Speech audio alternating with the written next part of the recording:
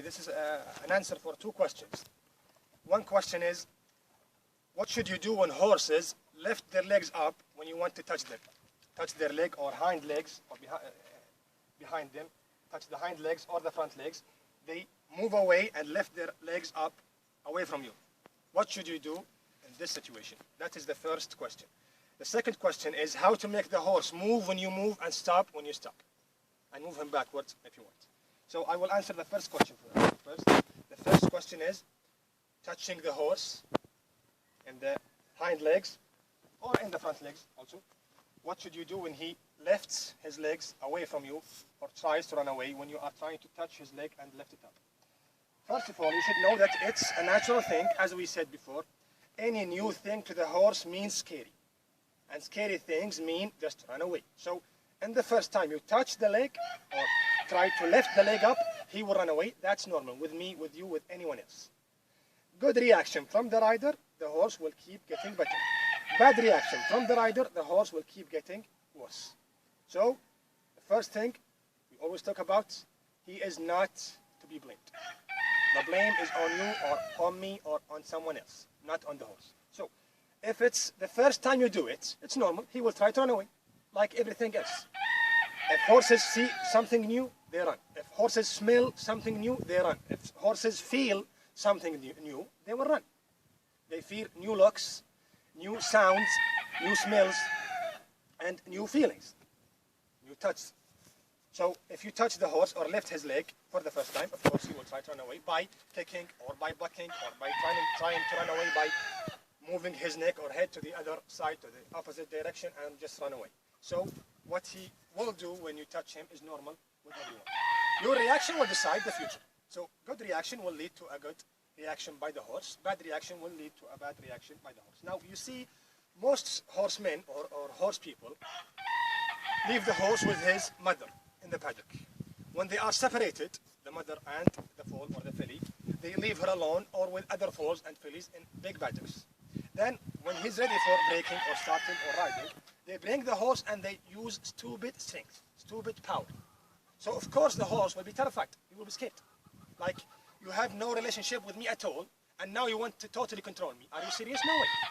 And of course they use strength. First halter, strength. First rope or lock on the halter, strength. First bit, strength. First saddle, strength. First touch, strength. So he will connect between people and strength. To him, in his eyes, in his opinion, as a horse, people are like tigers, people are like lions. So you want him to know that I am not like these people. I am completely different than them. Look at me as a horse, not as a mankind or a human being. I'm just a horse who looks like people, but I'm not a mankind. I am a horse. In your opinion, I should be a horse.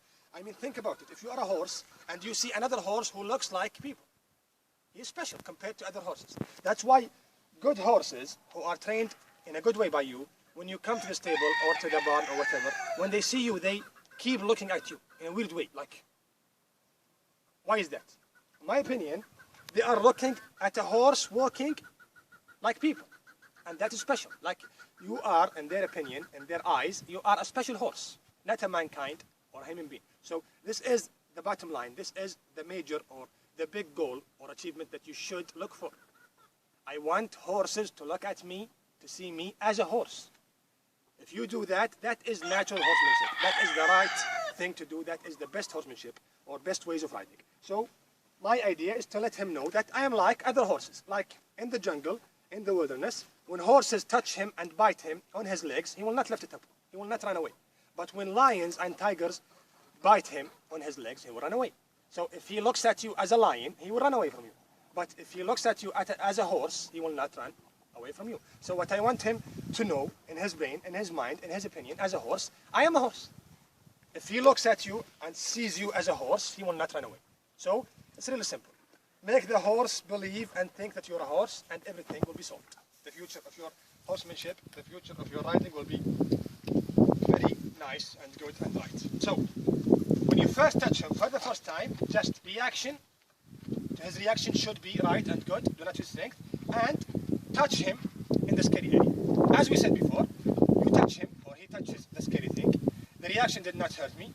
The scary thing did not hurt me. Why should I run away? So the first thing I like to do is to hold the horse. Of course, if he reacted, of course this horse is my horse, he knows me, but if he is another horse, a new horse to me, he will try to run away when I touch him. I will react in a good way, right way. I will not prevent him from running away. I will not use strength, so he will not hate me. He will not hate my reaction. He will not say my reaction is strength or power or stupid power. So that's not a wrong reaction, it's a good or a right reaction. Then I try to touch the scary place, the area or the place that he doesn't want you to touch with a long stick, not with my hand, if he's a new horse. Because he can kick, he can run away, he can move away, so it's better to touch him with a long thing, better for him and better for you. To him, the stick is just a piece from your body. So you touch it for the first time, of course he will back or kick or move away. Then you touch it again and again. He will start to say, the touch did not hurt me, the view, the outlook did not hurt me, the reaction did not hurt me.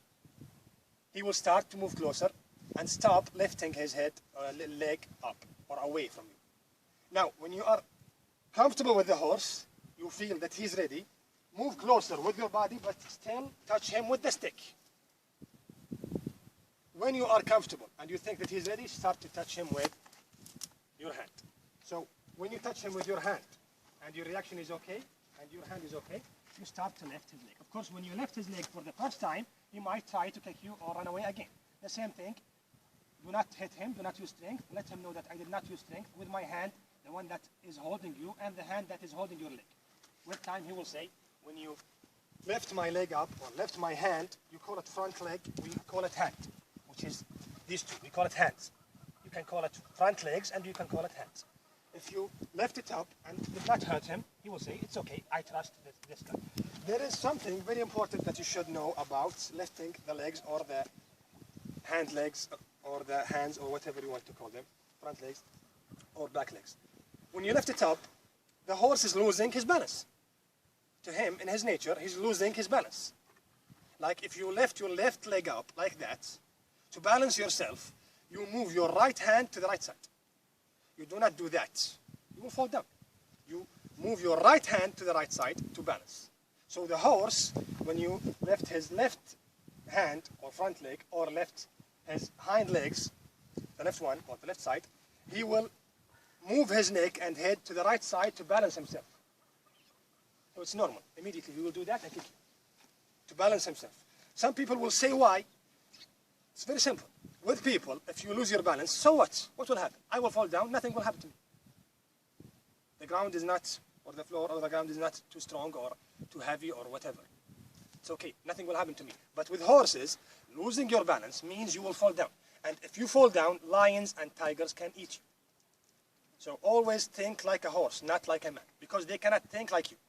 So you have to think like them. It's that simple. So that's why they say in the wilderness, in horse nature, in their nature, they sleep only 3 hours a day. They say that horses sleep only 3 hours a day. And they say these 3 hours are separated. They do not sleep for 3 hours in a row. They separate the hours. And most of the time they sleep in the day, not in the night. Because they say that at night lions and other animals are out to hunt them, so they are scared.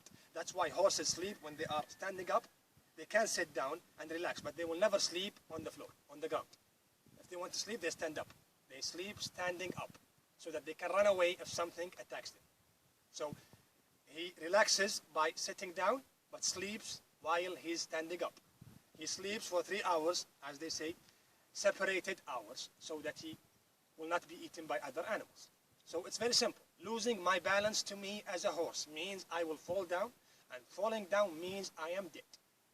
It's that simple. So if I trust you to lift my hand or front legs or legs up, that means I trust you with my balance. How in the hell will I trust you with my balance if I cannot trust you with your reaction?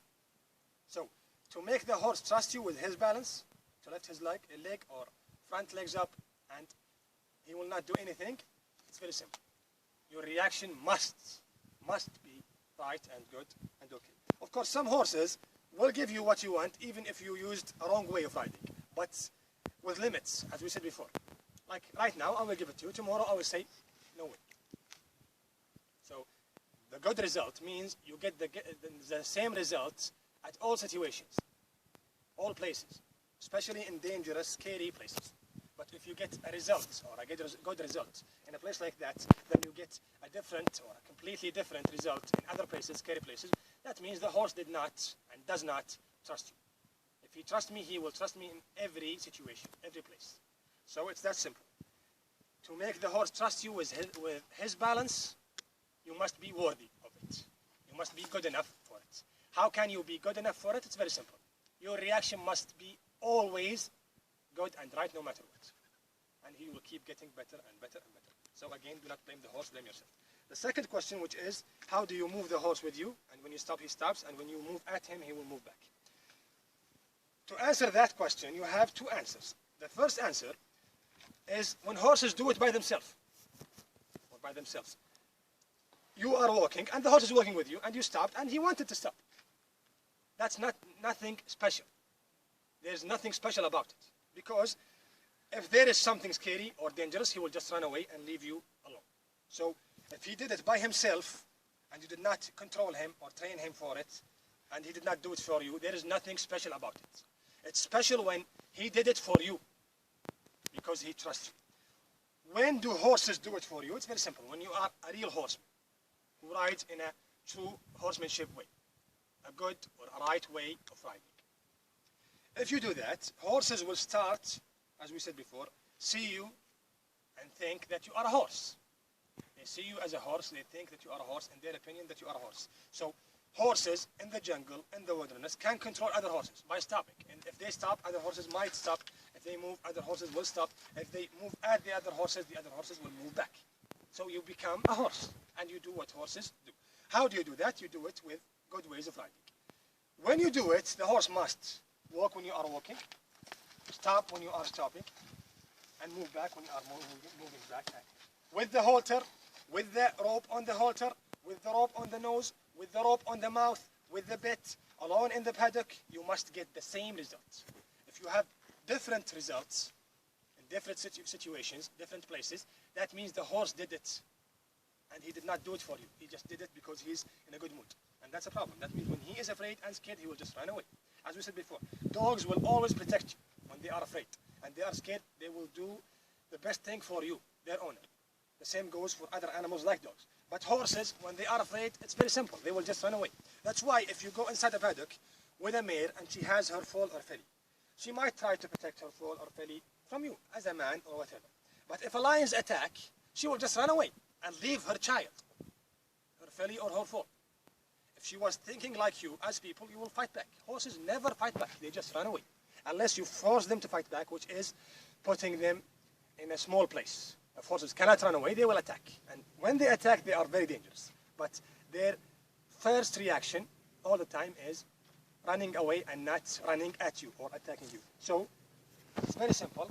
If horses think you are a horse, they will stop when you are stopping, and they will move when you are moving, and you move backwards. Of course, halter, no halter, rope or no rope. If I put the rope on his neck and I hold him with the halter, he's moving.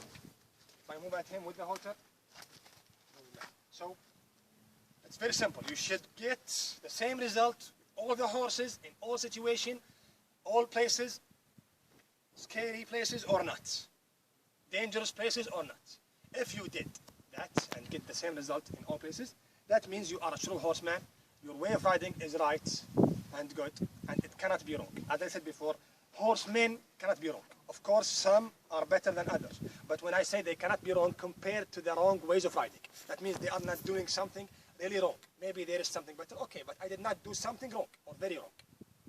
So if you are a true horseman, you are not doing something wrong. How can I know a true horseman? It's very simple. You cannot totally control the horse without being a true horseman. If anyone says, I can totally control the horse in a wrong way, by using strength, by using equipments, by using tools, then prove it. Until you prove it, you are lying. That's the bottom line. So it's very simple. Until you prove it, do not talk about it. Total control means you are a true horseman, because the only and the best way for total control is real trust. And real trust comes with true horsemanship or true ways of riding. So that's it. Another thing which is very important in my opinion, and I always talk about it, when you talk about good ways of riding, different good ways or right ways of riding, like they are going to the same goal but different ways, in different ways. We are going to the same place, but I will go from that way and you will go from that way. But at the end, we are going to the same goal, to the same destination. In that case, ways are different. The goal is one, destination is one, the ways are different. In my way, and in my opinion, and I think it's a fact, but I will say it's my opinion, as I always say and do. In my opinion, you should become a piece from the horse. A piece from the body of the horse. You're not a piece on the horse, extra weight on the horse, like he is carrying a bag on his back. No, you become a piece from the horse. Like if I am carrying a bag or a stick, that's a piece on me. If I want to throw it away, that's it. But if there is a piece from my body, like my hand, I cannot just take it off and throw it away. If you are a true horseman, you become a piece from the horse, not on the horse. You become a piece from the horse. When you become a piece from the horse becomes a piece from you. The horse will protect you to protect himself. Like I protect my hand to protect my health, to protect my life. Horses will protect you to protect themselves because you became a piece from them and they became a piece from you. They start to protect you for protecting themselves, and with time it becomes love and trust or whatever. So a true horseman, the best way in my opinion is to become a piece from the horse, not on the horse. On the horse means he throws you off his back whenever he wants, especially when he's afraid and scared. But a piece from the horse, not on the horse, means if something bad happened to me, it will happen to him too. So to protect himself, he will protect me. So always become a piece from the horse, not a piece on the horse. That's my opinion about these two questions and about being a piece from the horse, not on the horse.